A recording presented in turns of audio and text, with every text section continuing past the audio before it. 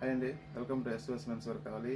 ఈ మధ్య వీడియోలంతా షర్ట్సే పెడుతున్నాను. అన్నీ కూడా మన కస్టమర్స్ ఫాలోవర్స్ కొంతమంది ప్యాంట్స్ కూడా అడిగారు. వాళ్ళ కోసం ఒక 6 కలర్స్లో కాటన్ ప్యాంట్స్ వచ్చాయి. ఒకసారి చూడండి. కలర్స్ దీంట్లో 6 మాత్రమే వచ్చాయి.